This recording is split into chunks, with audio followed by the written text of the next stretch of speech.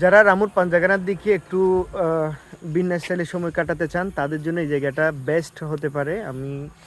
আমার মনে হয় এটা হচ্ছে পাঞ্জাগানা বাজার দিয়ে যে সোনাইছড়ি যায়, পার্বত্য বান্ধবনের নাইকুঞ্ছড়ি সোনাইছড়ি যায়, সোনাইছড়ি যাওয়ার রাস্তা যেটি আছে মূল রাস্তা সেটি আসলে বললে বলা যায় অনেক সুন্দর একটি রাস্তা।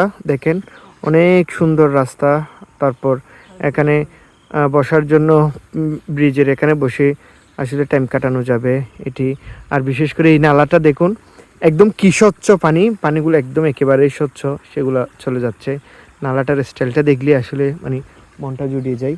যে পানিগুলো আসছে মূলত এই পাহাড় থেকে উপর থেকে আসছে।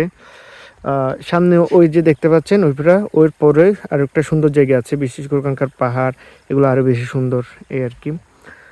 বলা যায় সব মিলে বলা যায় এই জায়গাটি অসাধারণ একটি জায়গা। তবে এই জায়গাটা আসলে আরেকটি সমস্যা হতে পারে, সেটি হচ্ছে এখান থেকে বাইক নিয়ে কিংবা আপনি যাওয়ার সময় অনেক সময় বেশি হয়তো পুলিশের চেকিও পড়তে পারেন কিংবা গোয়েন্দা সংস্থার চেকিও পড়তে পারেন, যেহেতু পার্বত্য বান্দরবনের নাইকুঞ্ছড়ি কিংবা সীমান্ত থেকে এই রুট দিয়েই চোরাচালানের বিশেষ করে মাদক চোরাচালান হয়ে থাকে।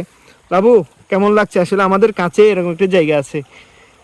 এটা হচ্ছে আমাদের পাঞ্জাগানা সোনাইছড়ি রোডের একদম শেষ সীমান্ত বলা যায়। এখানে নাইকুঞ্ছড়ি সীমান্তের একদম গেছা।